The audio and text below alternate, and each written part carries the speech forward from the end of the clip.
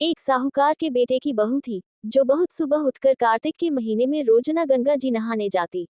पराये पुरुष का मुंह नहीं देखती। एक राजा का लड़का था। वह भी रोजाना गंगा जी नहाने जाता और सोचता कि मैं इतनी सुबह नहाने आता हूँ तो भी मेरे से पहले कौन नहा लेता है। 5 दिन कार्तिक के रह गए।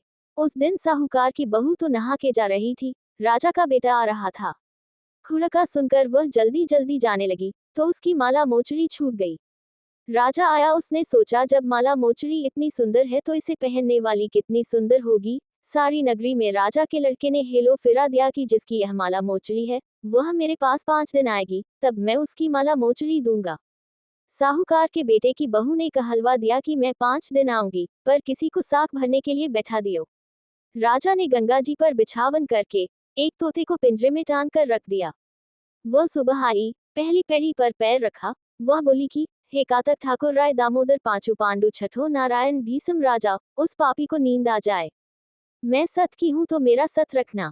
राजा को नींद आ गई और वह नहा धोकर जाने लगी, तो तोते सुवाक से बोली कि सुवा सुवा सुवटा गल घालूंगी हार साख भरिए मेरा वीरा।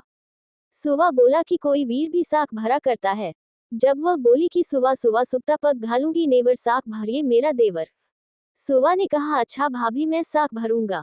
वह तो कहकर चली गई। राजा हड़बड़ा कर उठा, सुवा से पूछा, सुवा सुवा वह आई थी, कैसी थी?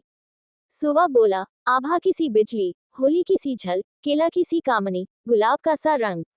राजा ने सोचा कि कल मैं अपनी उंगली चीर के बैठ जाऊंगा तो नींद नहीं आएगी। दूसरे दिन उंगली चीर के बैठ गया।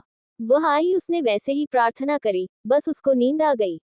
नहा के जाने लगी तो सुवा ने साख भरा दी। राजा ने उठते ही फिर सुवा से पूछा। सुवा ने कल जैसा ही जवाब दे दिया। उसने सोचा, कल तो मैं आंख में मिर्च डालकर बैठ जाऊंगा। तीसरे दिन आंख में मिर्च डालकर बैठ गया। सारी रात हाय हाय करके बिताई। वह आई, उसने वैसे ही प्रार्थना की, राजा को नींद आ गई। नहा के सुवा से साख भरा के चली गई। राजा ने सोचा कि कल तो मैं कांटों की सेज बिछाकर बैठूंगा। चौथे दिन कांटों की सेज पर बैठकर हाय हाय करता रहा, पर जब पर वह आई उसको नींद आ गई। वह प्रार्थना करके नहा के सुवा से साख भरा के चली गई। 5वें दिन राजा आग जलाकर उसकी राख पर बैठ गया। वह उस दिन भी प्रार्थना करती आई कि आज भी मेरा सत रख दियो।